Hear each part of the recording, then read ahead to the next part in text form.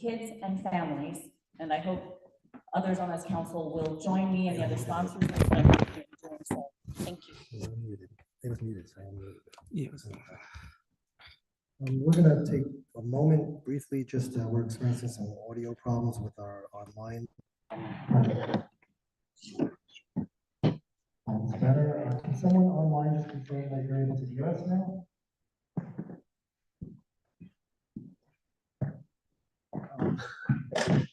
So they didn't hear what you had to say. I'm happy to repeat There's it. another microphone. Well, can you give us the addition of your abbreviated? I'm happy to repeat it. I get nervous when I do public speaking, so I like to write things down.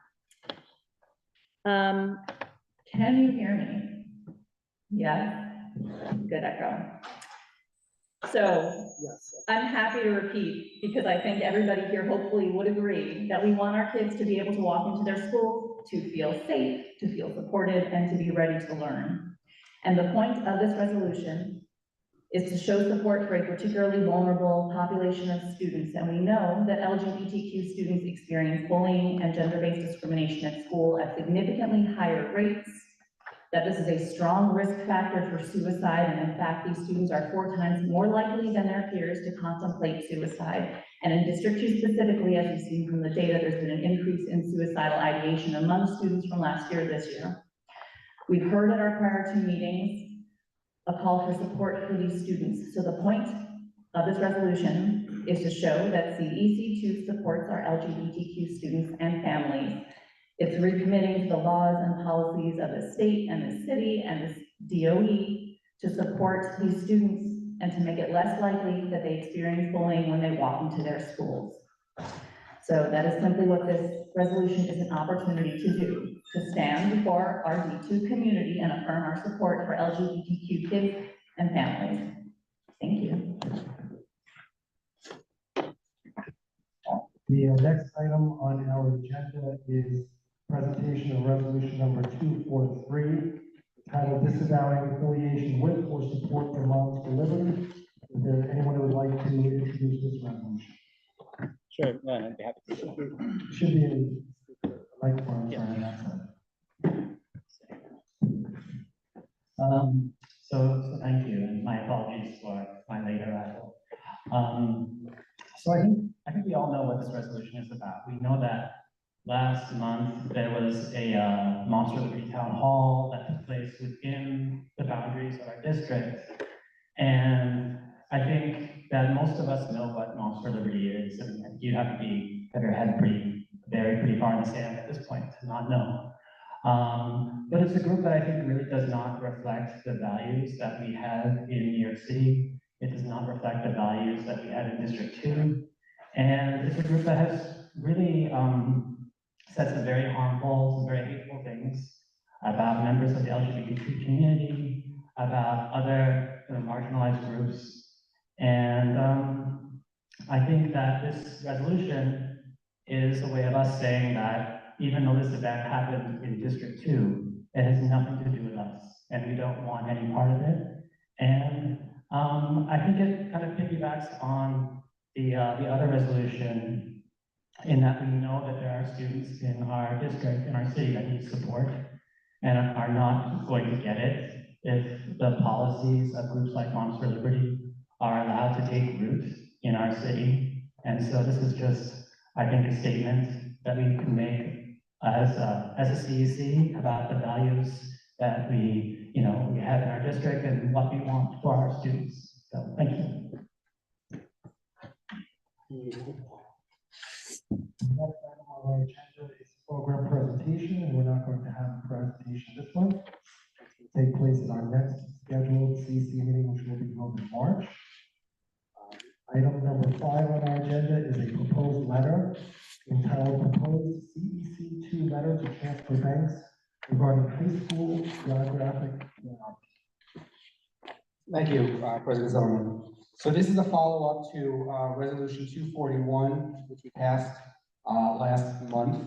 This is that was the resolution to provide geographic priority for D2 Manhattan high school admissions. I'm not going to go through it in detail because we sort of discussed it in great detail last month.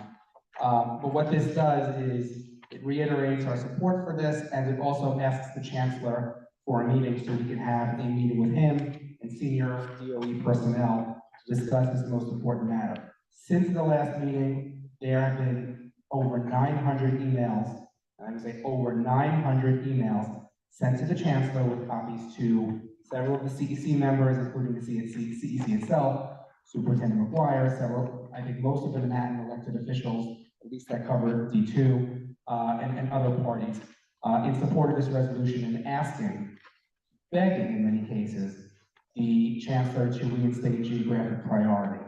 As a reminder, Manhattan, with a couple of small exceptions, there is no Manhattan geographic district or geographic borough priority for high school students or for high schools in Manhattan. There is in Queens, there is in Brooklyn, there is none in Manhattan. This resulted in each of the last 2 cycles, and we haven't gotten the stats for this one yet, but the last 2 of District 2 students having the lowest placement rate in the entire city. Almost 1 in 5 students did not get any of their 12 choices. That is an abomination. Many students got placed in schools that were inappropriate for them in terms of what they were interested in and what their needs were. Many students got placed in schools that had inordinate, very long commutes, and no student should have to have a very long commute. No students should have a long commute of, more than an hour and a half. So this is to reiterate that point. And ask for a meeting. So with regard to the proposed letter, there's no specific provision for in terms of in the agenda for voting on the proposed letter at a later point.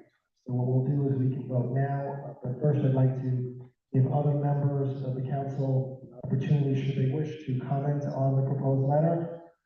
Members of the public should know that you can, as a council, vote in favor of the proposed letter and vote in favor of sending out the letter if it comes out with the name of the Education Council on the letterhead and sent out representing the full council.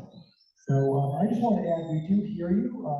As Craig said, we got at least 900. There's not a single day that's gone by where we haven't gotten emails. I want to thank the advocacy of our parents, our district parents who've really spoken loud and clear on this issue. Thank you. And I hope you will continue to send those emails and make sure you send those emails to your elected representatives, because again, these resolutions and these letters only matter if we can get the attention of the chancellor and the attention of our elected officials. So we need the continual push behind our resolutions. So with that said, would any other council members like to speak on the proposed letter? Could I? You have your mic. I was Just wanted the president to recognize me. Thank you. I don't support this letter. Is this what we're discussing, the merits of the letter? I think that the letter asks for district priority, and I think district priority in District 2 would have really negative effects throughout the city. I think we do have some examples where we have reasons for a certain borough priority. And I want to note that there are, certainly places in the city where probably people don't, rank as many schools because they're the traveling times are greater. We are in a position in District 2 where we're sort of like a hub for the city. So there are people coming from Brooklyn, there are people coming from, the Bronx and Queens and other places to attend schools here. So there would be effects throughout the city. I also want to say that, we're talking about it like some certain schools that previously did have district priority. So, we're mentioning schools like, Millennium, Eleanor Roosevelt, a few others. And in every case, we've seen that since district priority ended in 2020 to now, the last, 3 years, these schools have gotten significantly more diverse. Diverse racially, diverse in terms of a greater percentage of students, who qualify for free and reduced price lunch. And I think if we reinstated district priority, we would see a reversal of that. And that would be very, very negative for many of our students. And so that's why I definitely will not support this letter. I also think that if we're going to ask for a meeting with the chancellor, it should be a meeting that's open to the entire council, so the entire council can express their concerns to the chancellor. Just technically regarding the letter. But yes, I won't support this letter.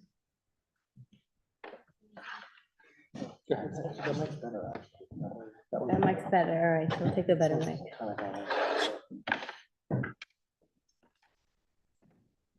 right, I appreciate your concerns, Gavin, and I understand what everyone's sharing, but I know,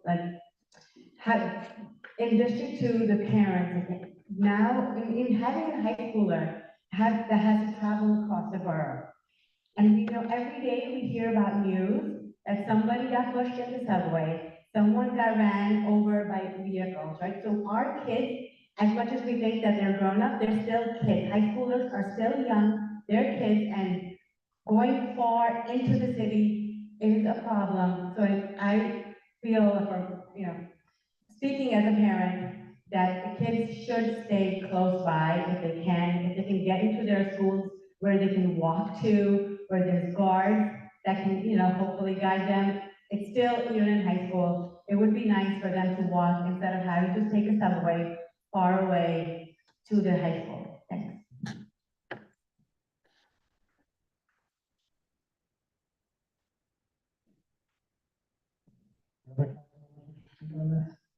just wanted to thank all of the members of the public who voted for me as the District 2 representative on this council. I will tell you that I fully support District 2 priority. I think District 2 priority is something we need to restore in this district.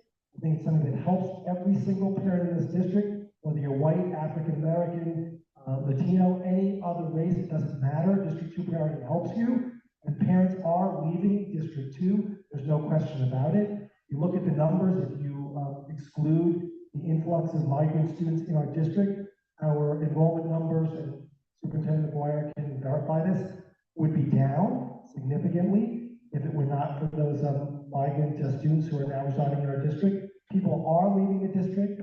People have left the district. People will continue to leave this district. And we are merely seeking to restore that which we once had.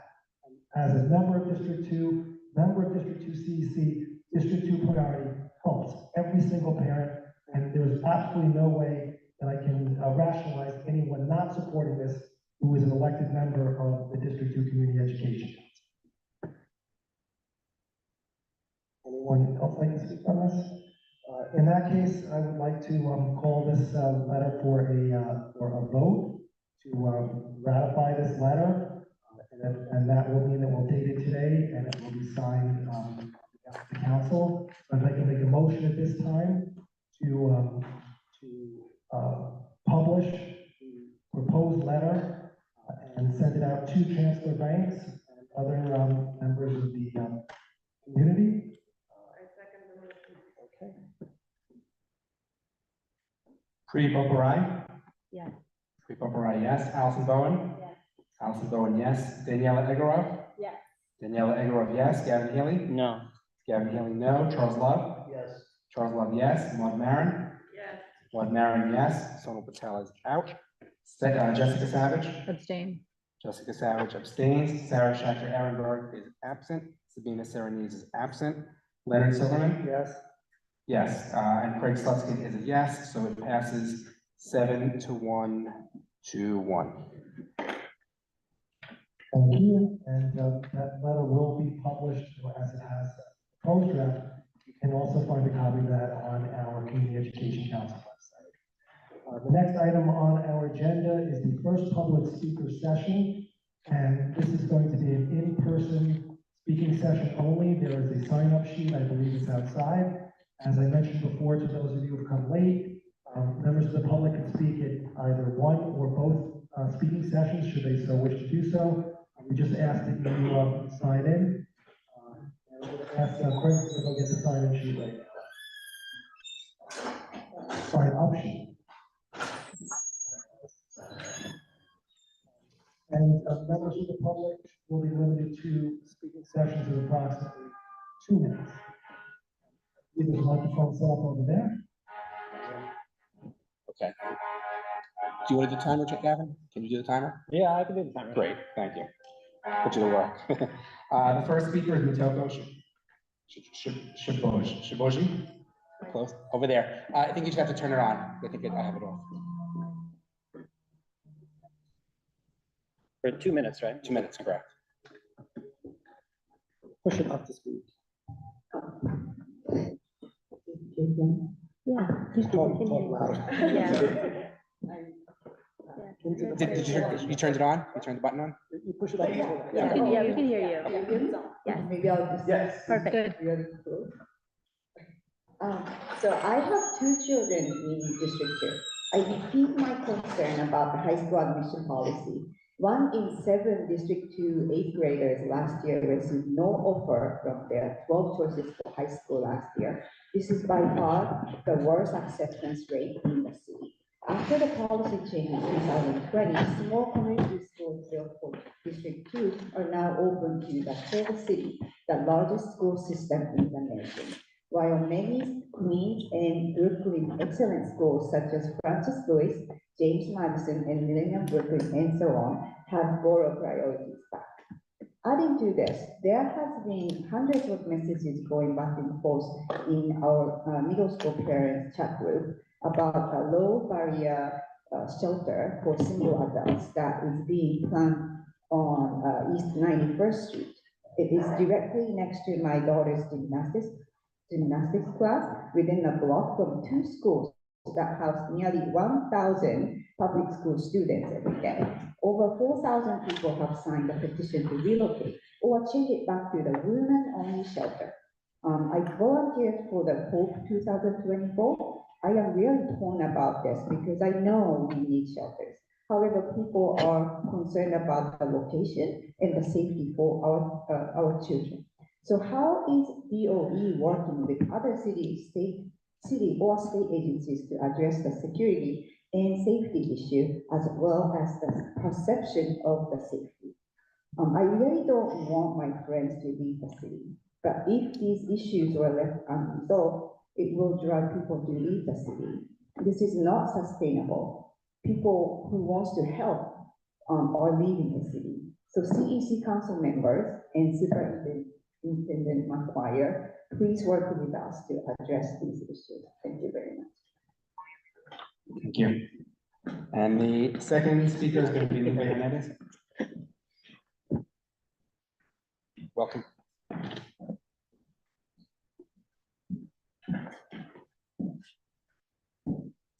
Good evening. My name is Lupe Hernandez, and I am a parent of District 2 child, and I'm here speaking in my own personal capacity.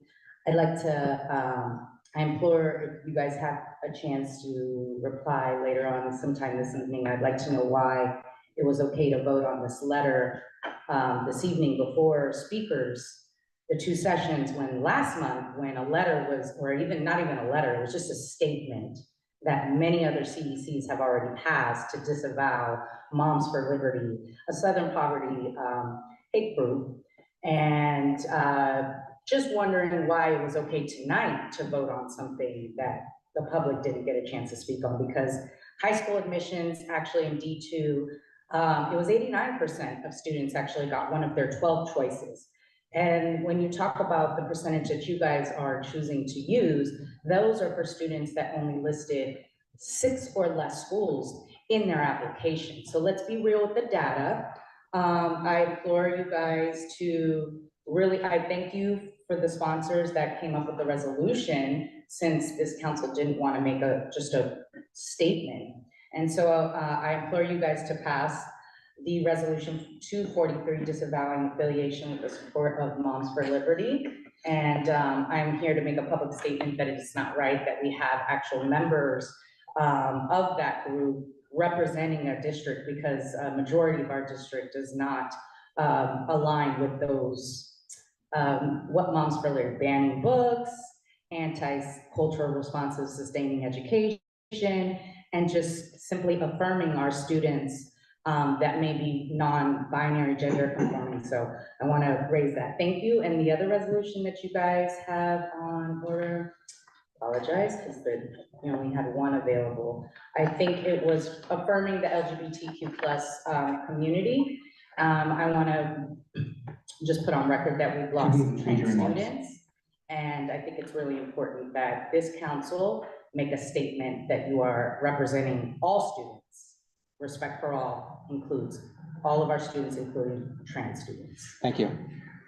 That concludes the public session. Next item on our agenda is the report of the president. I'm going to be really brief. As Frank had mentioned before, we received, I think it's now over 900 letters.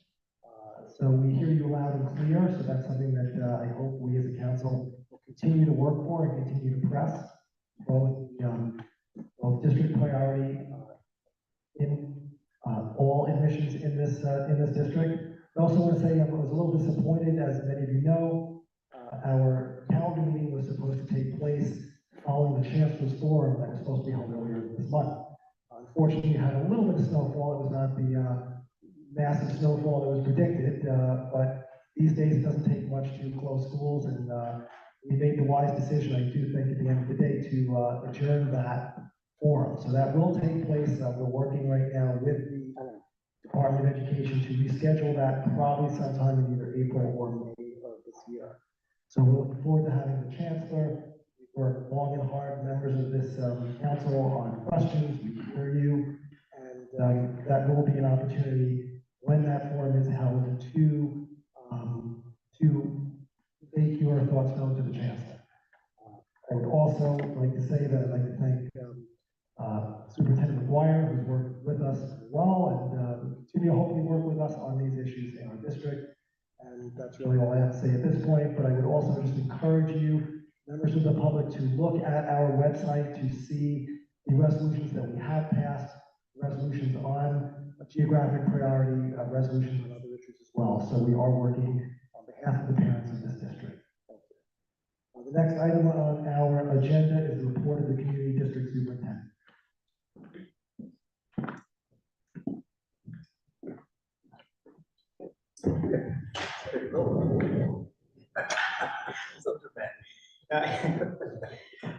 Thanks so much for having me this evening. And I'd like to start this evening by sharing my appreciation for school communities that have supported professional learning in the district over the past month. Our approach to professional learning is built around a few basic principles. 1, adult study. 2, collaborative planning. 3, practice and observation. And 4, data analysis. We have employed this strategy throughout the year and have worked hard to get our teachers and school leaders into classrooms and schools. Our goal is to define high quality practice, evaluate what works best, and build consistency of this level of practice across the district. In the past month, we've had the opportunity to visit several schools. A big thanks to the Ella Baker School, where our 6th grade math teachers visited last week. At Ella Baker, District 2 6th grade teachers had the opportunity to observe Fabian Punez, Michael Paoli, and Terry Massey teach lessons from the 6th and 7th grade illustrative mathematics curriculum. The 6th grade lesson required student budgeting tasks that involved multiple variables, which required them to work with algebra, fractions, and percentages. The teachers did an incredible job of presenting this lesson in ways that challenged students working at a lot of different levels. Our appreciation also goes out to PS 111, where visitors from our schools and district team had the opportunity to visit multiple special education classrooms serving students with learning differences in our district. A big thank you to Principal Ed Gilligan, as well as teachers Amber Garrett, Melissa Mercado, and Pam Public. In one 5th grade class, we had the opportunity to observe teachers use the standard grade level curriculum, but they broke it down into smaller pieces that provided scaffolds, manipulatives, and organizers that enabled students to tackle a very, very complex task. Finally, a huge thank you to Alif Tobas, Lauren Reese, Elizabeth Mintz, Sophia Shapiro, Taylor Biederman, Hannah Mislin, and of course, Principal Pat Carney and AP Rachel Rosenbaum for hosting my visit to PS 340.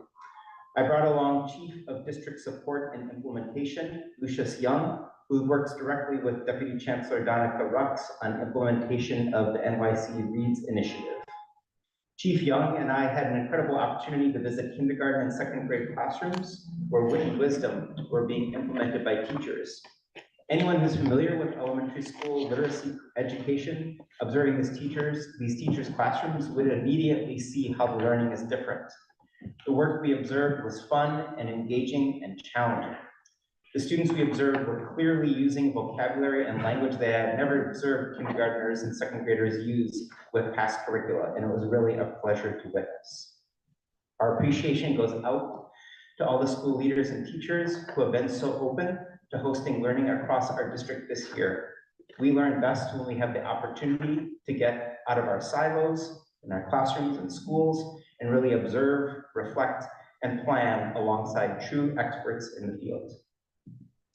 We are beginning to evaluate some preliminary data regarding current levels of proficiency as per our mid-year academic screener assessments.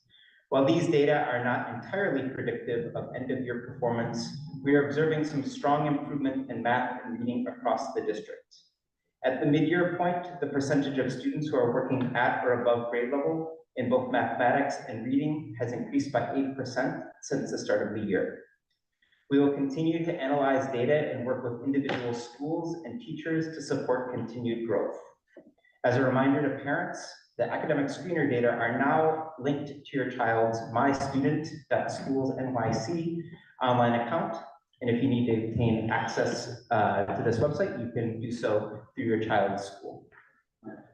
On Friday, February 9th, we held a workshop for kindergarten through 5th grade parents and families in the district centered on the implementation of Wit and Wisdom, our selected curriculum for, as a part of the New York City Reads initiative. Around 500 people joined this virtual workshop. Participants were exposed to the structure of curriculum, texts, and lesson components. Parents asked lots of great questions. The workshop recording was shared with schools, and we plan to have more parent workshops led by District 2 team members for our families and parents as we move forward into the spring. Finally, admissions announcements are just around the corner. The target dates for these announcements are March 7th for 8th graders who are applying to high school for the fall 2024, and April 3rd for 5th graders who will be headed to middle school next year. With these announcements, we know that regardless of how admissions turns out, both for individual students and our district as a whole, is that our charge is to consistently work to raise the quality of learning opportunities for our students in every one of our schools across the district. Thank you very much. Do any council members have any questions of Superintendent Clark? Hi, Superintendent.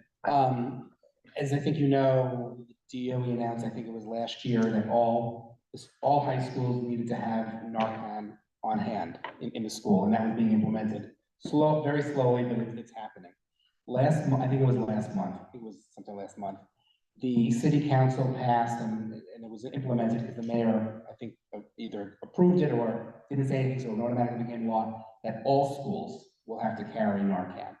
And I was wondering if you had any information about how that's going to be implemented across the elementary schools and middle schools of our district.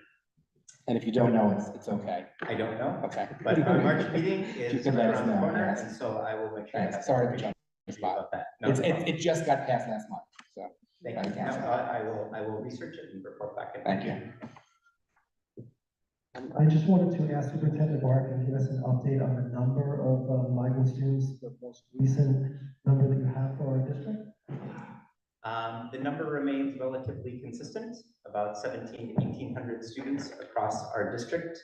Again, this number is, I can't confirm that this number is 100% all students who are seeking asylum in our city. I can say that this number is, I arrived at this number by using historical data and subtracting what we had previously had for students in temporary housing across the district, and that number remains relatively constant. We saw a small drop in the number of students, maybe a net loss of 20 students in temporary housing over the past month, but for the most part, it's remained relatively consistent. Those are not necessarily the same students, just to be clear.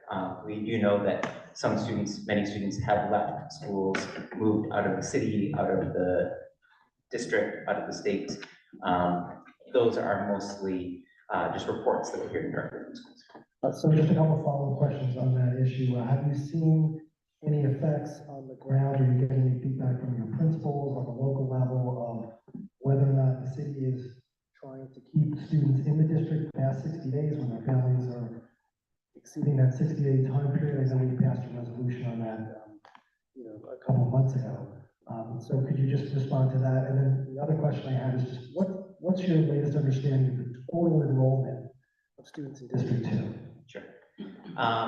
So we are seeing evidence of families who are choosing to reapply for housing in the district, returning to the Roosevelt Hotel after they're receiving a notice of a 60-day time frame being up. And we have partnered with the system and officials there to make sure that families who are opting to remain in the shelter system are assigned to a shelter that is close to the school in which their children are currently attending. So we're seeing some evidence of that for sure. I will say that the stories that I am mostly hearing, and it may just be that these are the stories that are striking our principals most, is that of families leaving and choosing to move somewhere where they can find more permanent housing. That being said, the net number hasn't changed so much because the city is continuing to welcome in and support new families. The second part of your question was around the enrollment in the district. The official word, which is not, I'm not going to attach a number value to it, is that, and we know that the city will provide audited registers, is that District 2 enrollment is up somewhat since the previous year, close to 2%. And that the number of permanent residents in District 2 is relatively flat. And that is, or the number of students who are currently attending District 2 schools that are permanent residents is relatively flat when compared to last year. It is still down significantly from years prior to the pandemic. But I think it's question, I'm just trying to get a sense of what percentage of students, the migrant students make in terms of the total enrollment in the district, that's all. Just if you have any guidance on that. I'm not holding you to, I'm not giving you a test or anything, I'm just trying to find out what your gauge is in terms of percentages of enrollment, because I know you mentioned permanent residents, but if you could just break it down for us. Yeah. Ballparking it, I would say it's somewhere between 4 and 5% of students who are currently in our District 2 schools. So just so we're clear, so 4 to 5% will be migrant students. That's Just- my just guess, on my average. ballpark, Okay. yes, yeah. Okay, just wanted to check that. Okay, thank you. Do any other council members have any questions for Superintendent McGuire? Councilmember Healy?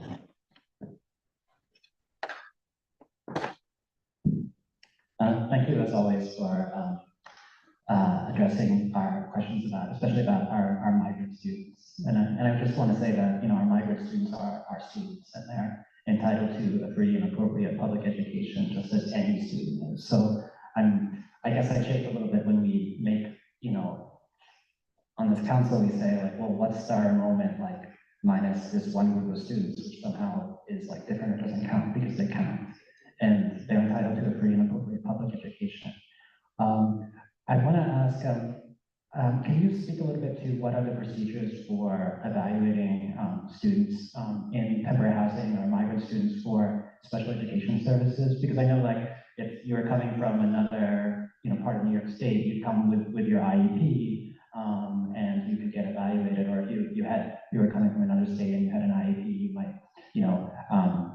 bring that up with the school. But obviously most of the students who are coming in to the Roosevelt Hotel don't have that kind of documentation. So what does the evaluation look like, and how is the district and maybe the city as at large supporting those students? Thanks for that question. It has been interesting to learn a little bit about how students with disabilities are supported in countries other than the United States. And we are observing some students who are entering with documentation and plans that indicate that their child has a disability and that was documented and identified in their home country. Any parent can always request an evaluation for their child. When a parent does request an evaluation, it is our responsibility to comply with that request and conduct the full battery of assessments, educational assessments for students, determine whether or not they do have a disability. I will say that an important part of serving and supporting students who are joining our schools as students from families seeking asylum is that we are not jumping to diagnosis. I think that that's a real concern, and that is a historical worry among some educators that limited English proficiency does not equate to disability. I will say that we thankfully do have systems and supports in the district to be able to conduct the assessments that are part of the educational evaluation process, part of the IEP evaluation process. We can conduct those in multiple languages, and we can conduct those using tools that are both generally standardized, that are very language heavy, as well as conduct those assessments using tools that might use alternative forms of assessment. So I would say that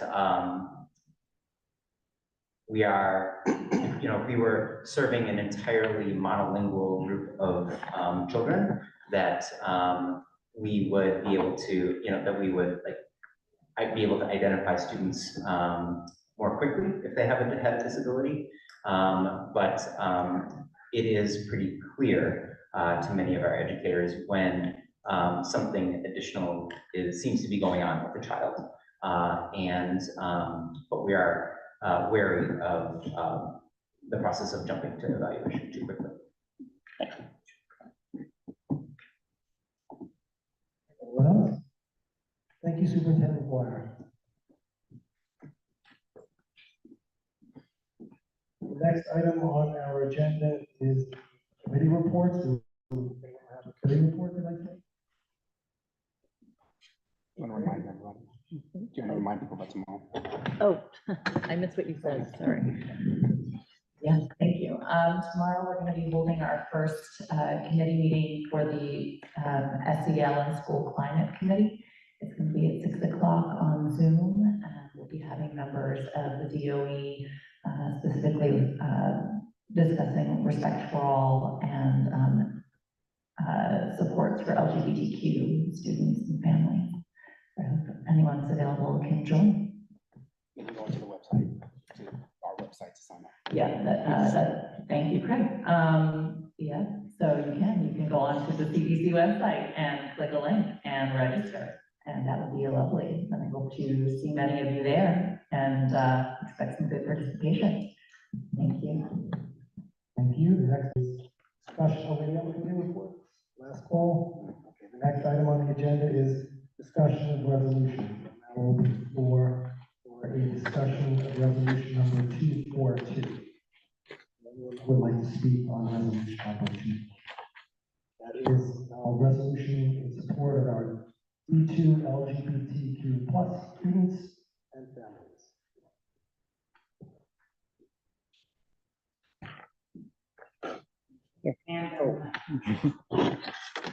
That's what we do. Thank you. I don't have that much to add that Jessica didn't already raise when she introduced the resolution, but I just want to say that I do think this resolution is very important. It's very timely, and it's just nice for us as a council to reaffirm our support for all of our students and to so I just want to say I have, just to express my wholehearted support for this. I think it's very needed. I think we have seen on a large level nationally and even in our city that there are students, particularly LGBTQ students, who are being used and for political purposes. And it's time that we as a council really stood up for those students and reaffirmed our support for them. So thank you.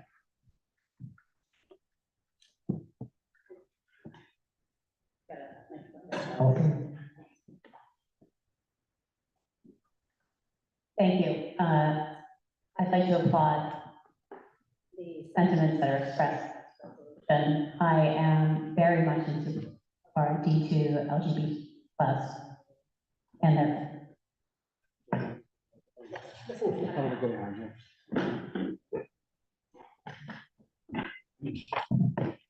most of you probably don't know this about me, but I have been advocating for what we call gay rights since I was in high school. And before I was able to vote, I headed a student organization that introduced legislation in the state of Massachusetts to amend the Massachusetts general law to include sexual orientation as a protected class in our schools. Up until that point, we could discriminate in our public schools based on sexual orientation. Since then, obviously, the language is expanded to include gender identity, but this has been something I've been passionate about for decades. What I would say about this resolution, though, is that on the second page, what we have included in therefore 1, 2, and 3 is not really the right language that we should be using here in terms of our support as a committee. And I think that some of the language that's in the other resolution would actually be better included here in lieu of this language. And the reason my concern is that we are saying we are in support of all laws and regulations under DASA. We're saying we're in support of all policies. And I think that's a big ask, especially since they are not all listed here. Some of us may feel like they are not strong enough. Some of us feel like maybe they go too far or in the wrong direction. And I don't think that having this very broad language is serving the communities you are intending to protect with this resolution.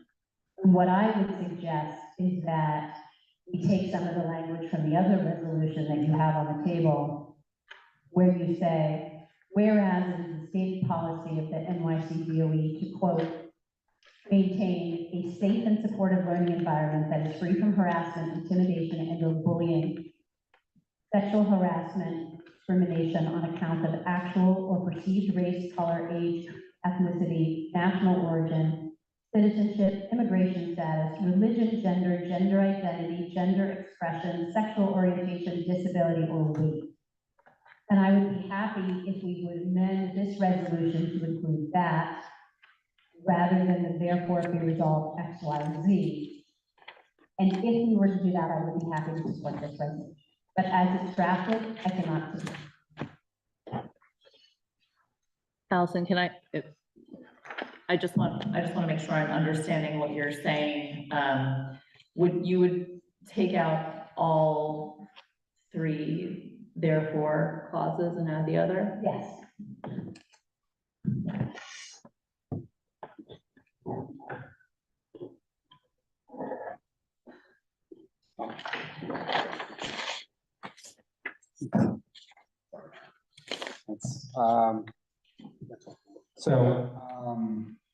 I mentioned this at the last meeting. I believe I am the only out public LGBTQ person, LGBTQ community member on the council. So my perspective is probably a little bit different than others, but you never know. No, people have different perspectives or similar perspectives. So I wholeheartedly agree with Allison. I think every member of this council wants to make sure that every student, including, I don't want to say especially, because every student, no matter what race, religion, orientation, etc., is safe, feels comfortable, is treated with respect, treated with dignity. The issue I have with this, and it's very similar with what Allison had just mentioned. Well, one minor comment just at the beginning is that, and I just noticed this, we should probably spell Sarah's name right, her first name. Sorry. But the first thing I have a problem with is where we're saying the whereas, where it says we have a 3.9% increase in suicidal ideation among students. That is true, that was reported to us. But the implication here is it's related to LGBTQ issues or concerns. It might be, but we don't know that. We don't have data. When the superintendent reported this, he didn't actually give any details as to what caused that increase, what issues there were, whether it was LGBTQ plus issues, whether it was students who were bullied and maybe a restorative justice practice failed. Maybe it was students who were isolated too long when schools were closed and really didn't have a good adjustment. Who knows? We just don't know, and I don't think we'll ever know. I don't think the DOE is going to tell us that information, nor do I think that they should. So I think having that clause in there just does not make sense whatsoever. It's certainly an important piece of information, but I just think it's implying something that we don't know is true. It could be true, but we don't know. The resolution itself goes to three, I guess you should say, resolves. The second resolve, the be it resolved that CEC recommits to supporting DASA. I've read DASA and it's referenced here, and I think it makes sense. There's a lot of very important things within DASA. I don't know if recommit is the right word because I don't know that we ever committed to it. I don't know if there was a resolution in prior CECs, but either way, recommits or commits. But then it goes to, the CEC recommits to supporting NYC DOE's stated policies in support of LGBTQ students and families. I don't know what they are, and that's my problem, is I'm being asked to support something or vote on something that I just don't know what those policies are. As Allison had said, they might be very strong, they may be too strong, they may be not strong enough. And there's no reference in here. I did look at the 2 references to DOE policy here, and one was on non-discrimination, but that wasn't specific to this issue, very important policy. And then there was a reference or footnote 3 to LGBTQ support, and that's support, but that's not policy. As far as I can tell in reading it, it's not policy. So it's not that I can't vote against this, I just can't vote for it because I don't know what I'm voting for. I think we have 5 attorneys on this council, and I don't know, have any of you ever advised your clients to sign something or agree to something that they don't know what it is? No, the answer I'm sure is no. So if we knew what this was, if we knew what those policies were, that might change it, but I actually do like, and I think it's a very elegant solution, what Allison had proposed.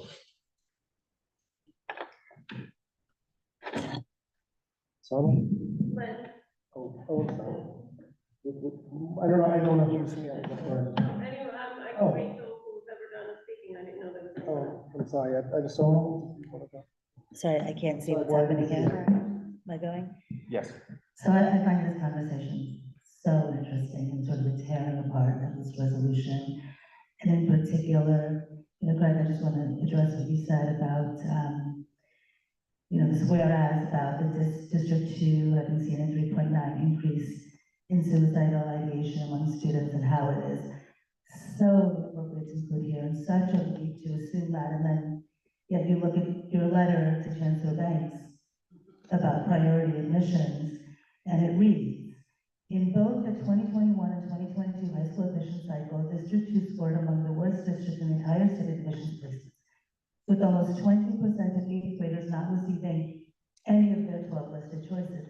Then it goes on to say, as a result, a clear assumption, as a result, many students have left for private and charter schools or their families simply gave up and left the city altogether. If that is not an assumption based on zero data, I actually don't know what is. So let's just admit some of the double standard and hypocrisies that go on when we talk about statements about this council is willing and not willing to make.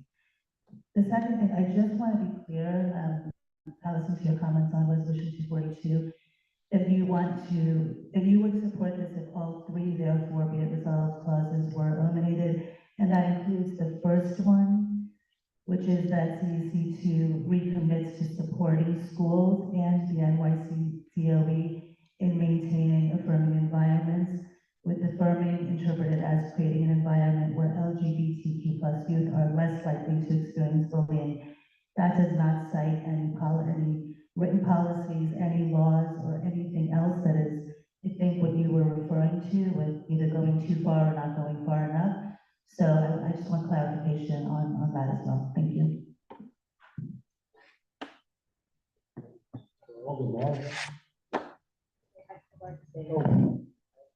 Oh, sorry, can I just, Just one thing I do want to say, I just want us to be careful as a council too about assuming anyone's sexuality as we discuss any of these issues. Thank you.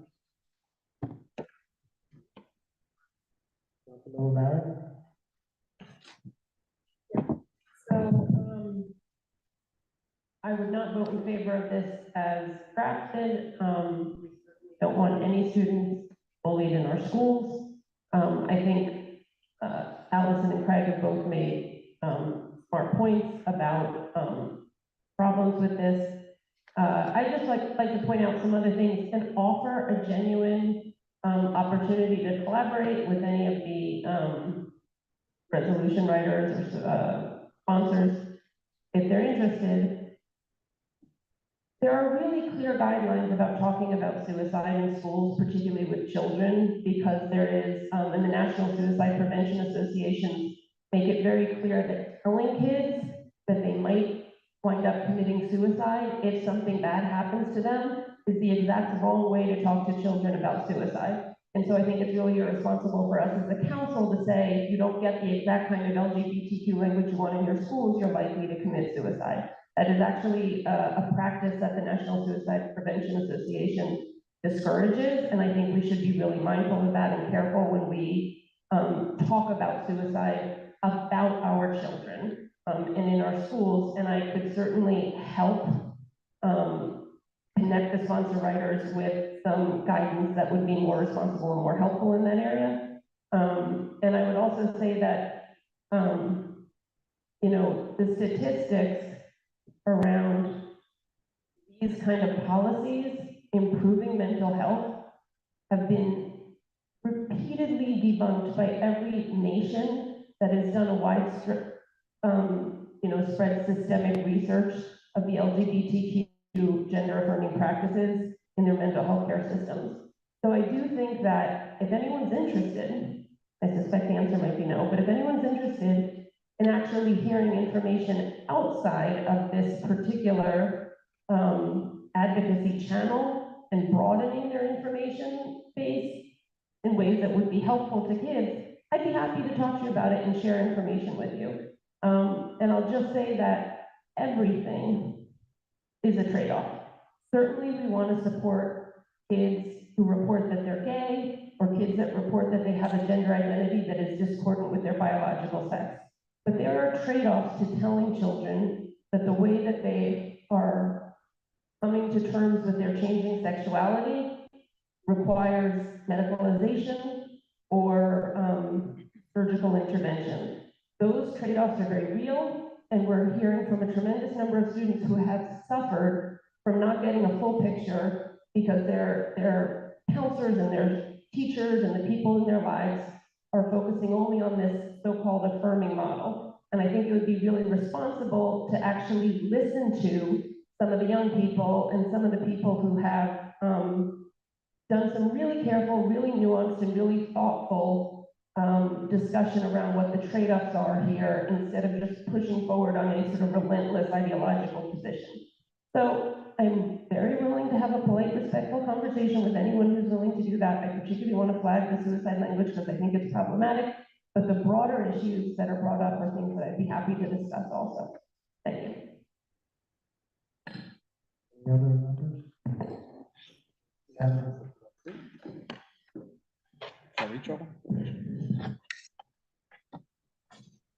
All right, thank you so much for bringing this up. I just want to bring up my small concern. I agree with pretty much everything that is mentioned here. And when reading it initially, my only concern was, again, I mean, I know the data is a law. It's a 49-page document, which I read thoroughly. And in representing the parents that, you know, that I am here to represent, there's one particular portion that I think parents have brought up concerns over, where everything else, again, I am all about inclusivity. I believe we should have a supportive school environment. I wish instead of the data, we had included respect for all as referring to that document, because I think it's more specific to the families. That's all I have to say. Thank you.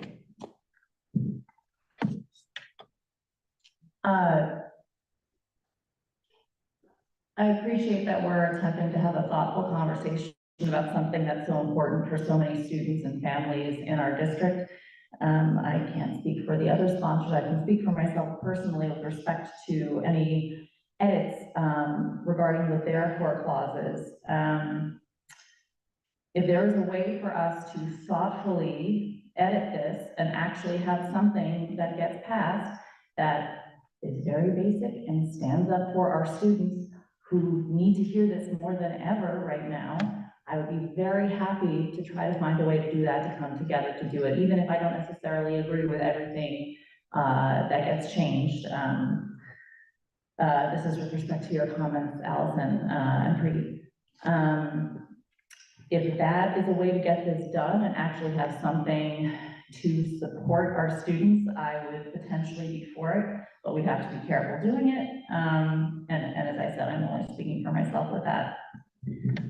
But it would be nice to think we could somehow achieve it.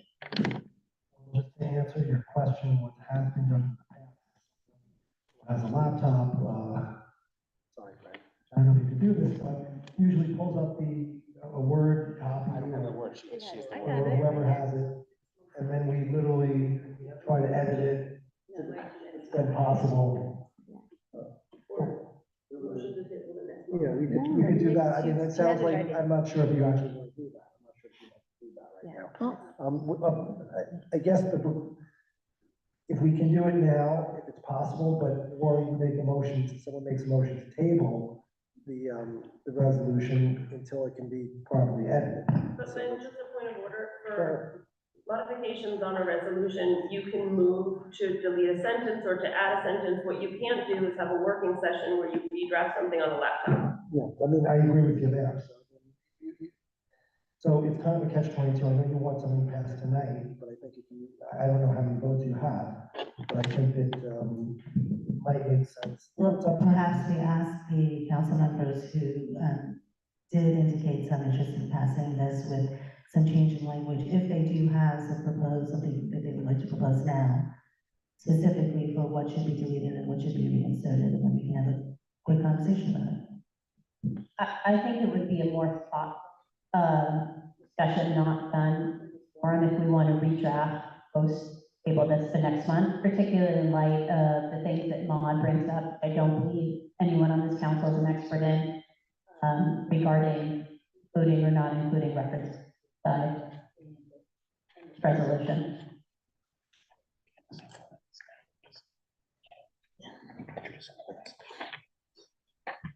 So I'll turn it over again to the sponsors, if they, what their thoughts are. To call a vote or to move to adjourn into next month? I agree, but are you making a motion table? No, I'm not making a motion, let the sponsor. Yeah, that's what I'm saying. Yes, that's what I'm saying, but I'm gonna give them a moment to think about it and discuss, how you want to proceed. I'd actually like a moment to be able to think about it, since we have other issues to address. Maybe we can table this for a moment. Okay, we could go on to the discussion of the next resolution and. That'd be great. Thank you. Okay, the next resolution up for discussion is resolution number 243, entitled disavowing affiliation with or support for Moms for Liberty. Are there any council members who would like to speak on this resolution? I'm gonna vote no for this resolution. Here's why. I agree with a lot of Moms for Liberty talk, and I agree with a lot of things they talk. Sorry, Daniela. Can you hear me? You want to bring over this one? I don't think that's gonna. Hello? It's not gonna be. No, I think now it's working. So I'm gonna vote no because, there's a lot of things that Moms for Liberty say that I don't agree. And there's some things that I agree. I have joked many times that if it was my group, it would be called Moms for Literacy, because I think literacy is a much more important issue than the things that they are focusing on. But, we're not associated with that. People are free individuals, we live in a free society, they can go to whichever events they go, and people have gone to multiple events because they agree with this speaker, because they disagree with this speaker, because they want to learn, they want to, maybe make up their mind. I have heard, it makes no sense to assume that that our council is associated with Moms for Liberty, because people went to their events, There are people here talking about other organizations' events this week. Are we now going to be passing resolution every time somebody here goes to a group's event? Come on, we need to focus on the real issues in our district. And two more things. I have heard some things in our council that are the most idiotic and uninformed opinions I have ever heard in my life. I never asked for somebody to be removed because I disagree with them. I am a First Amendment absolutist, and I think that I will always defend people's freedom to say whatever they want. Also because I grew up in a country that did not have that freedom, with a long dictatorship, so I know exactly what it means. And the second thing, if you have lived in a society where books are banned, you know what it means. You cannot access the book. We don't have any books banned in America. You can go to Amazon, you can go to a library and buy whichever book and access whichever book you want. What we have done throughout history is curate the books that are in our children's libraries. not every single book can be, you know, in a children's library. You don't buy every single book for kids because you make choices, and we are all making choices. And yes, there are some books, particularly in our schools, that are very problematic, and there is a large number of parents who are very uncomfortable with them. To assume that some of the issues that they speak about, there's no support here, you don't know the parents of District 2. When I spoke, again, that book, Our Skin, I have never received so many mails in support of me speaking about that. Because even parents of color, even parents who are like activists on that set, that book is wrong. It's historically inaccurate. And so that's why I'm going to vote no for this resolution. And I beg our council, let's focus on the real things in our district, like learning laws, like the laws of students. We even have students like dying of fentanyl poison in our district. Let's focus on what's actually impacting our kids, not whatever this is, New York Times articles.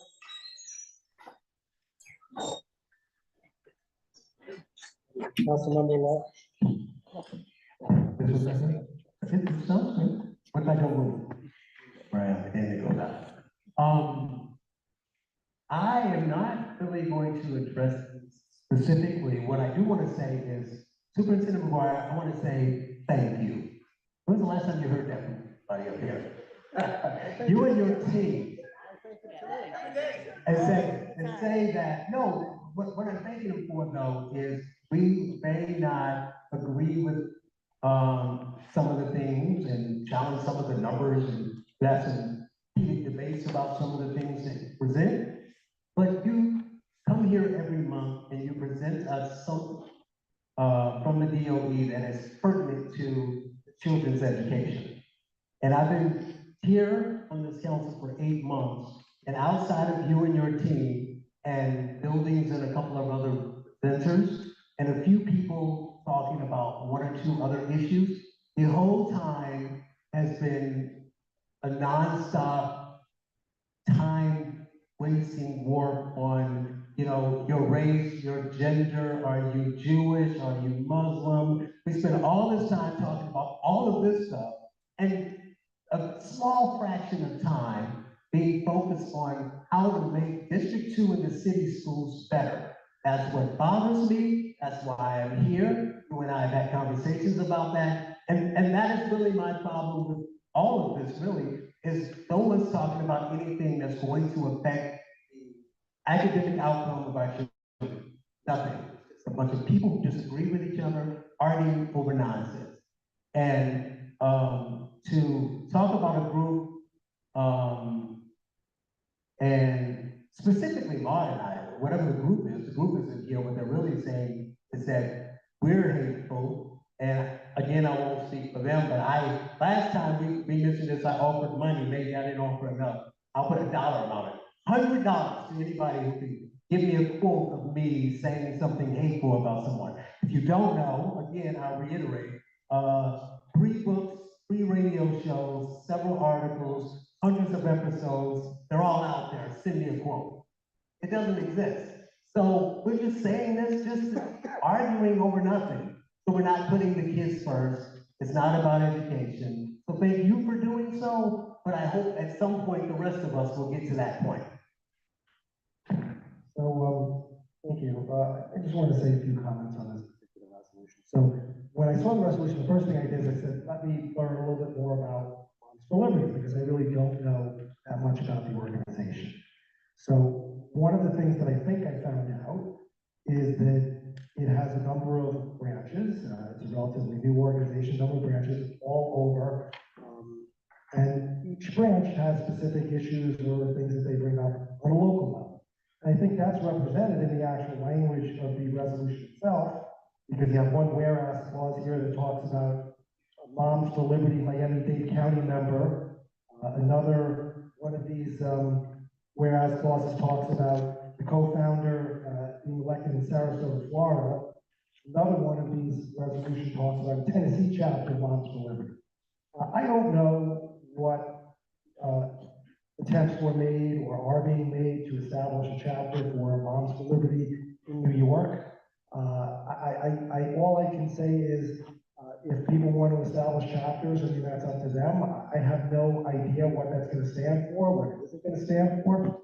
I think we're painting a really broad, using a very broad paintbrush to assume that different chapters of different organizations at different locations throughout the United States stand for the same thing, whatever those issues are.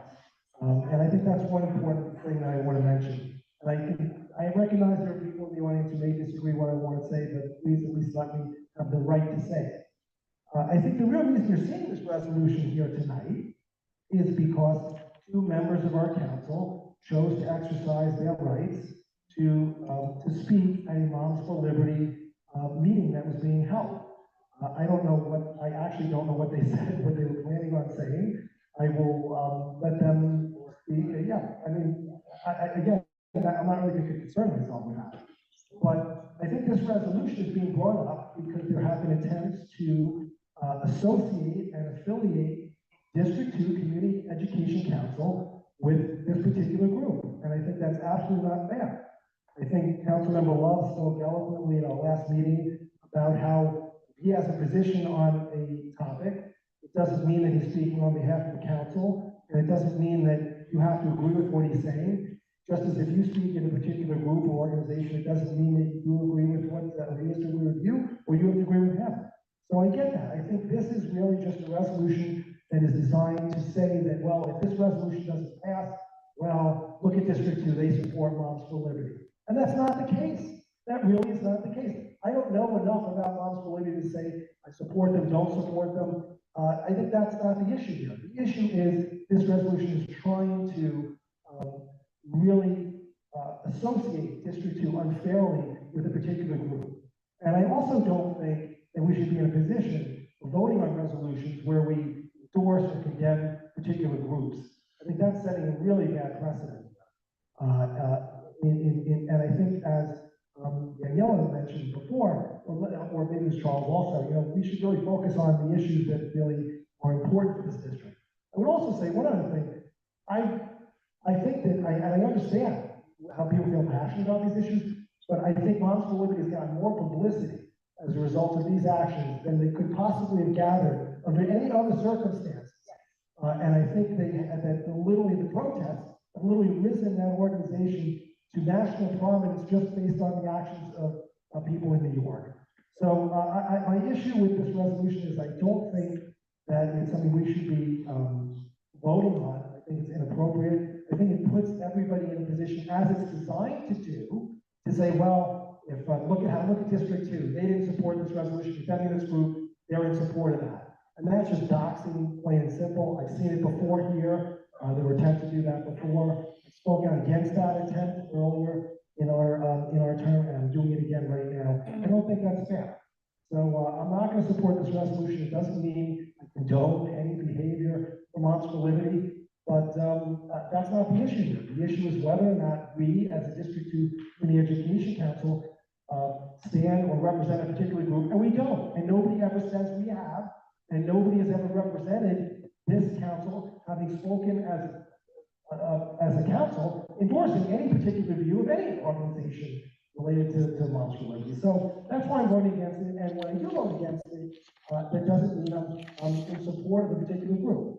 And I hope that people can understand that and are intelligent enough and really just rational enough to understand my position that I'm taking. And I understand how they're passionate, but this is how I feel, and I will not be supporting this resolution. Any other council members? Yes. So I want to say, I think we very clearly enumerated what it was we found objectionable about in Moms for Liberty. I think that was an issue at the last meeting. There was some, someone raised the point that we didn't, talk about something specific that they said. I want to just speak about because Councilmember Igor brought it up about the book banning, because I think we can have a very facile understanding of book banning. Like book banning is when the government burns the books or like locks them up or doesn't allow them to be published. But any exercise, sort of attempt, any organized attempt by a group of parents to say that, that book can't be in your school library. Your librarian shows it, your librarian put it in the library, but we are a small group of parents where we object to that book and we want that book out. And I think that's a form of book banning. You're raising a barrier, you're making it harder for other people's children to access that book, based on your judgments about the merits of that book. So maybe we could talk about, we can use the word curating. It's a very nice word, but I mean, I want librarians to be selecting the books and not, a group of frankly reactionary parents. Because, I read that book, Our Skin. I actually had the opportunity to meet the authors of the book, and it was, I thought it was a very touching book. It was a very well-written book. It was a very beautifully illustrated book. And I understand that some people have objections to some things in it. Sure. But, I think that book is a book that belongs in our schools. And I don't want any other member of this council, I don't want other people to be able to say, well, a few parents came to me and had an objection to a book, and that book shouldn't be in school. Because I don't think those are decisions that we make for other people's children. And sure, I can go on Amazon and buy it. Sure, I can go to the New York Public Library and buy it. But I think decreasing people's access is a form of book banning.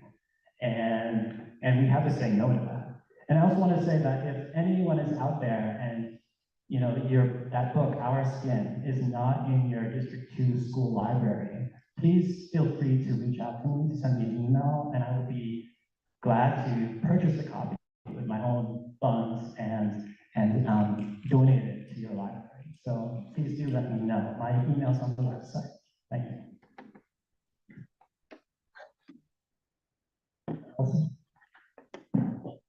I am reluctant to speak right now because I don't think we waste another minute on this topic, because this is so off scope of what we're, but I feel the need to say that because we need to get back to the purpose that we were elected to on this school board, and it's to focus on District 2 academic priorities and looking at why 50% of the children who are eligible to attend public school in District 2 choose not to because their needs are not being met by the district. So let's move on from this resolution and let's talk about the things that are more important to the parents who are tuning in tonight here in person. Well, I just want to really confirm what Len said, that I think all this opposition and all that protest event, all of these things, I mean, it's a big fundraiser for Moms for Elizabeth. Like, if everybody had just ignored them here, honestly, like, the event would be a failure, right? There's not a lot of people there, but people made such a big deal that I really think all of this, like, they're gonna raise funds out of this resolution. I can tell you right there, they're gonna send this on the next mailer. The people, oh my gosh, New York, they're really against Moms for Elizabeth. You guys are helping them. You guys are literally helping raising money for Moms for Elizabeth. The other thing that I'm gonna say is that it's very tempting, I think, for all of us to say it's a small group of parents, not necessarily. And also there's a lot of fear about speaking up. I get so many mails, oh my gosh, thank you so much, you're putting yourself on the fire, like speaking up about this, I don't have the courage, I have this job, I cannot speak up. Like, there's so many people who feel very differently about this stuff. And it's not about book banning. Like, you can try to twist and change the meaning of this, but it is actually, like, we have always selected the books that have access to our children, and there are some books that make a very large number of parents very uncomfortable. There are so many examples now across the country about things that, I mean, technically can be classified as porn. Yes, I want to limit access to children having access to porn in the school libraries. I want to go on record that, yes, that's an issue that I do want to limit kids' access to that type of books, and I think we should be reading other stuff, particularly in their formative years. Well, that's mine. The kids can't read.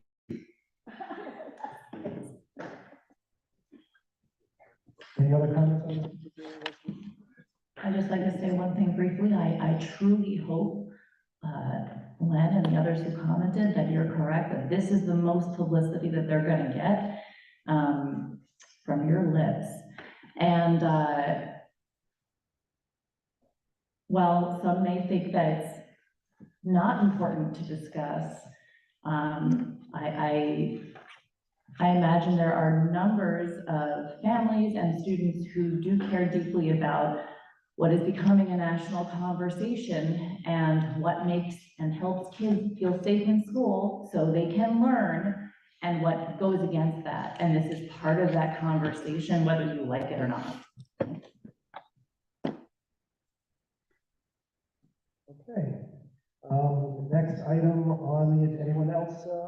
Okay. We just make sure, note that Sarah is here. Yes. Okay, so we know for the record that Sarah is here. And, now, discussions again. So have the sponsors of resolution number 242 thought this, how they wish to proceed? Yes, thank you. I think we will just proceed with the vote. I don't want to rush anything about redrafting, and then we can always revisit next month. So I vote on that table. Correct. Okay. Thank you. So let's move on. Now debate will, or discussion will end. And the next item on the agenda is approval of minutes. Council members should have in their packet the minutes from the meeting. Amendments, edits, anyone suggest edits? Take your time.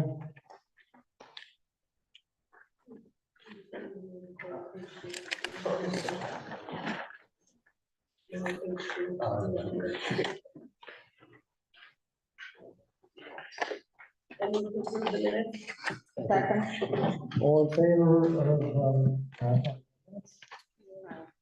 Minutes are approved. And the next item on our agenda is second public speaker session.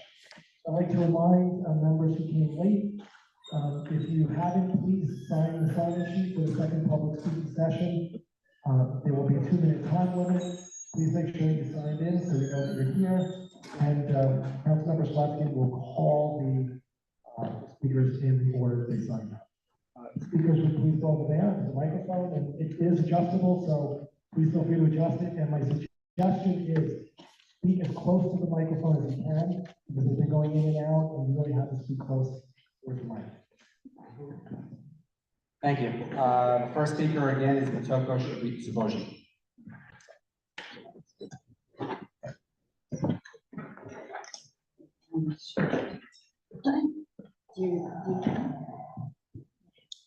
So, this is about something else. So currently I'm on the PTA executive board for an elementary school in District 2, where we received over 100 migrant families since last year.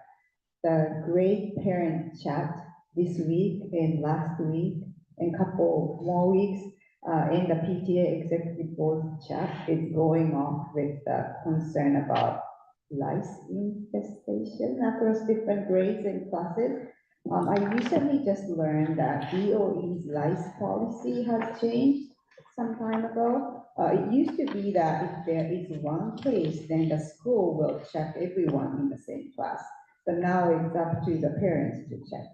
I think this is a problem. I also heard that many well-funded PTA arranges school-wide lice checks, but how about PTAs that may not have enough funding to afford this?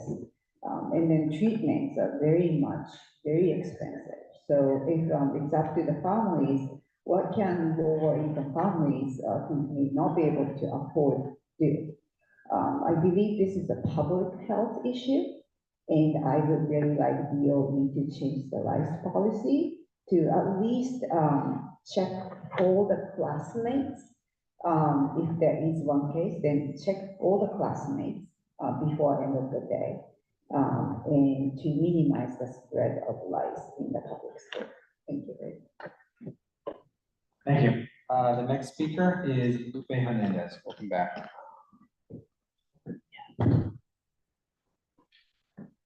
Thank you, Lupe Hernandez, New York City parent, speaking on my own behalf.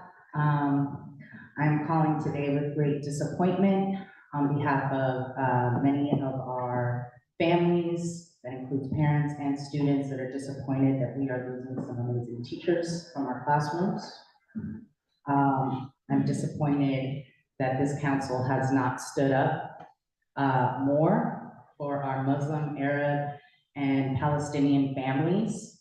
In fact, I think the council member brought up doxing, and I can give you clear criminal, examples of our teachers being doxed, their faces plastered over billboard bans in front of our schools, death threats, bomb threats at our schools. And when you talk about what's important and where our kids can learn, that is not a safe environment. Neither were any of your reasoning for not wanting to pass the resolution as is. But the bias that is represented is not indicative of what this district as a whole. And I also would like to remind the members of this council that you do not serve our parents. You do not serve me. I can do for myself. You serve the students of District 2, and not just those that want priority, hoarding resources, scarcity model. That is not what this district is supposed to do. This district is supposed to represent every single student, whether they are similar in the same classroom as your child or not. Thank you. The final speaker is Jess Baker, I believe, I think it's Baker, right? Is that the last name? Thank you. Jess Baker, a public school parent, here in my own capacity. I wanted to speak at the end to call out all the things I knew would be said. So we'll start with this. I'm a Black and Native queer woman. Many cis queer people, if you don't know what cisgender is, you can Google it really quickly. Cis queer people are often only willing to support other cis queer people. So we often stop at the L and the G. So it'd be like, I'm gay, I can't be transphobic? No, gonna start with that.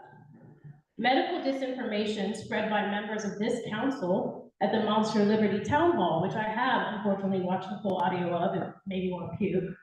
I have a lot of physicians and neuroscientists in my close family circles. Absolutely everything said on that panel was medical disinformation. It's dangerous. Kids kill themselves because their parents believe the sort of crap and vile and vitriol that was spoken on that freaking panel.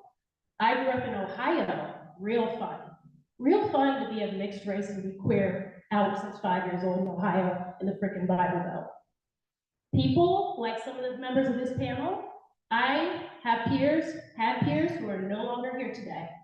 I am not quite 40. Their parents put them in conversion therapy, what Jesus wanted, believed all sorts of medical disinformation, that something's wrong with you and you're mentally ill because you have gender dysphoria.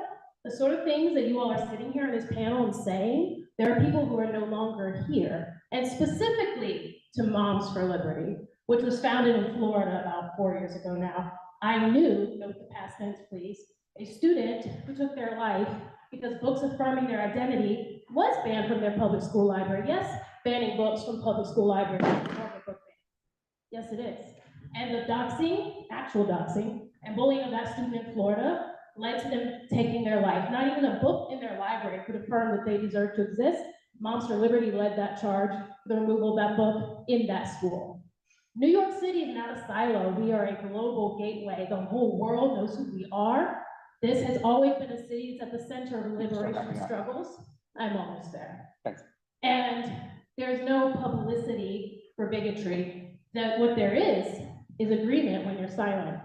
Silence and complicity. If we had had no opposition action to bigots being here, the George Santos flying in and waving at people, that would have said New York City stands for what Moms for Liberty stands for. Thank you. And New York City does not.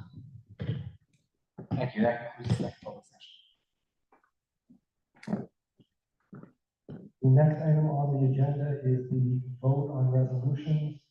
Would anyone like to make a motion in favor of resolution number 242, entitled Resolution in Support of our D2 LGBTQ plus students and families? Motion. Second. Someone needs to make a You motion. made it, I seconded. Oh, okay. What? I didn't make the motion. I just said would someone like to make the motion? If somebody would love to know. Then we'd like to. Okay, so the I'll make motion, the motion. Okay, I make a motion to approve resolution number 242, resolution in support of our D2 LGBTQ plus students and families. Someone second that. Second. just someone Okay. steps in. You just did I'm that. now asking- And you're making a motion to call a vote, not to approve. Yes, I'm making a motion, well, I'm making a motion, well, motion to call the vote. We're going to do the vote. It's not. We did. Yes. Okay, I'm gonna ask our secretary to call the roll. Thanks. Sri Baparai, No. Sri Baparai, no. Allison Bowen, Abstain. Allison Bowen abstained. Daniela Egoroff, Abstain. Daniela Egoroff abstained. Gavin Healy, Yes.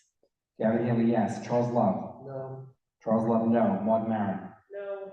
Maud Maron, no. Sonal Patel, Yes. Sonal Patel, yes. Jessica Savage, Yeah. Jessica Savage, yes. Sarah Schechter Ehrenberg, Yes. Sarah Schechter Ehrenberg, yes. Sabina Serenese is not here. Leonard Silverman, Yes. Leonard Silverman, yes. Craig Slutskin abstained. The motion does not pass. 5-3. Next item on the agenda is a motion, so I'll make a motion to vote for approval of resolution number 243, disavowing affiliation with or support for Moms for Liberty. One second now. Second. I now ask our secretary to call the roll. Sri Baparai, Yes.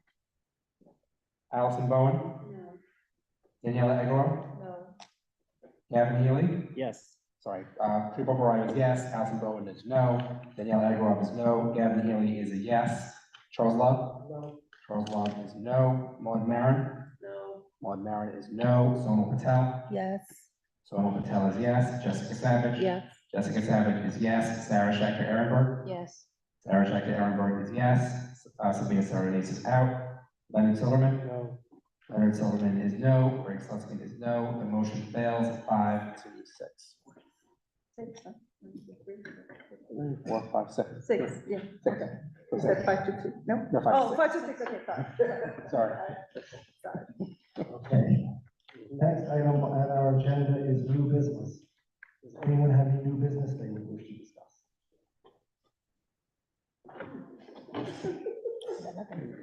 New business? Next item? All in favor? Yes. I'm going to suggest we go right into our working business meeting. Any objections? Councilmember Slutsky, will you please call the roll call for our working business meeting?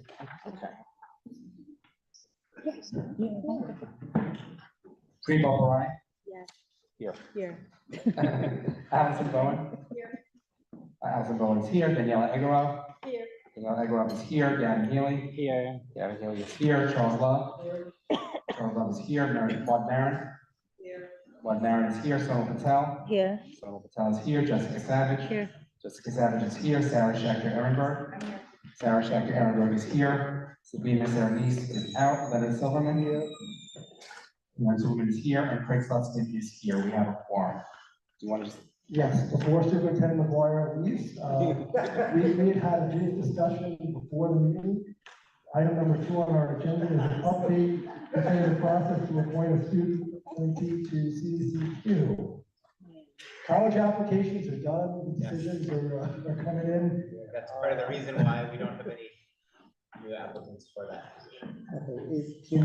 We discussed talking with the Department of Education about maybe loosening the requirements for the remainder of the term. So, but I do think it would be nice to have a student representative. Nice. Oh, sorry. Can you also start advertising with the juniors for Yeah, I was next gonna year? say, yeah, can we expand it, maybe. a junior? Start now, or start now for the fall? Don't leave it for their college application. I was gonna suggest the same thing. Okay, next item on our agenda is the treasurer's report. We have money?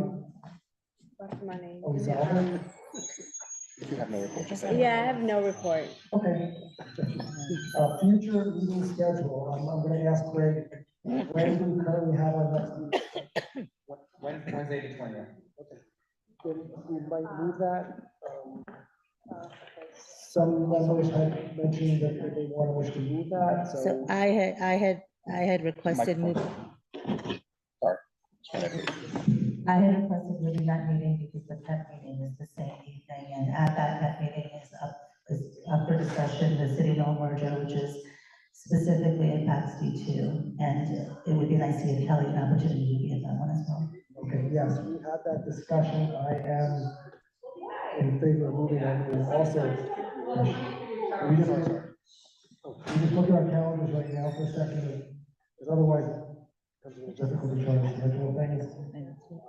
What date are we considering? Would you, I mean, no problems are getting sooner rather than later. Would the 19th work? No, not for me. All right, so I mean, I mean, I know it's fine. I mean, if it, okay, I mean, I'm okay. I mean, I understand, I'm willing to work with you. Anyone else? I could do 21st. No, that's the issue. Oh, sorry. There's been a request by, Councilmember Patel to. I think we should keep the 20th. That's the other meeting, so why not the 21st? Okay, I did speak to Kelly. Can we do the 21st? I did speak to Kelly, by the way, about that issue, and Kelly specifically said to me, and, because the proximity, because our next meeting is gonna be at the district office, it could make it to both meetings, it wouldn't be necessarily a problem, because I know that issue is on. Right, that was part of the concern, but this is also a concern that I raised at the very beginning of this term, that as a council, we should have tried not to overlap our meetings with PEP meetings, so that the community, the D2 community, and our council members could participate in the CY PEP meetings as well. And I get that. Can I just get a show of hands, who's in favor of moving the meeting? Anyone, just to show, we're not voting on it, but just to show of hands. If anyone's in favor of moving the meeting from the. The PEP meeting affects you too. Is it more than 4 or 5 people? Because if it's not, we're not. Yeah, I mean, it's Gavin's school, so I'm gonna say yes. So, an old, you know, it also. It's up to you guys. Yeah, if we can find, sorry, if we can find a date that works for the vast majority of us, that's great. If not, then we have to go back to the default. I don't think we could, if 5 people can't, or 4 people can't do it, or any other dates, and, you I know. mean, the only other dates that are really gonna work are gonna be like that week, so it's the 19th. 27th? Again, I think we should stick with the 20th. Yeah, we heard you. Why are we changing the date? No, I'm only asking if there's support for a motion, it doesn't look like there's support, so. Someone wants to make a motion, it's fine, try to make, I'm willing to do it, but it looks like it's not gonna happen. This council is really dysfunctional. If we have to make a motion to request a change in date. So the only reason I'm We've saying that already said repeatedly the request and why it was made, so people on the other end, if you can't hear, let me repeat this. The request was made because the PEP meeting is the same evening. There are issues up for discussion at PEP's next meeting that directly impact D2. It's an opportunity for us to think about perhaps allowing our D2 community to participate in that process as well for this 1 month. And the only thing I'll add to that is that I spoke with Superintendent Dwyer, would like to be at that meeting, but he said he could make both meetings, our meeting, same evening is in the district office. So, I get what you're saying, I get it.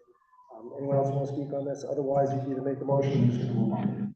I'm not gonna make a motion for this council timeline to change a calendar meeting date. It's not gonna happen, so let's move on. Next item on, so our next meeting will be March 20th.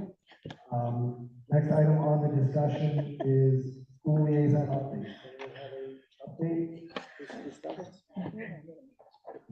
I've been ghosted by the school, so this is the principal here from, did I miss them? She never, she never came to the meeting. She was upstairs, but she never came It's to my the meeting. school, and they've been ghosting me. So I was like, dang it, this is my moment.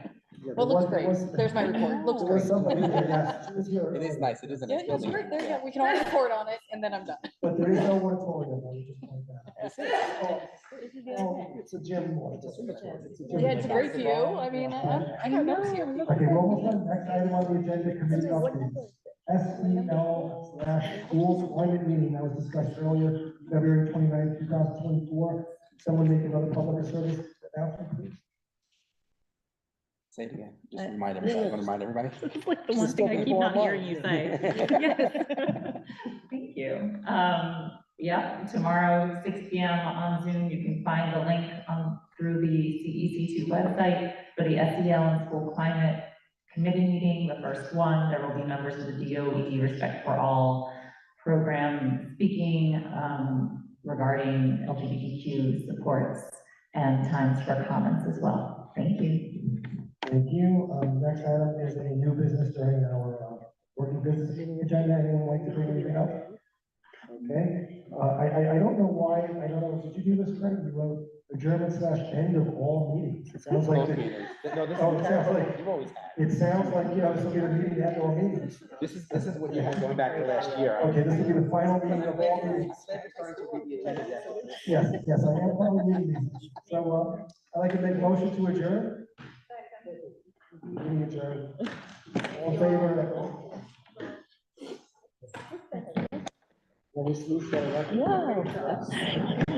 Take the parking until 10.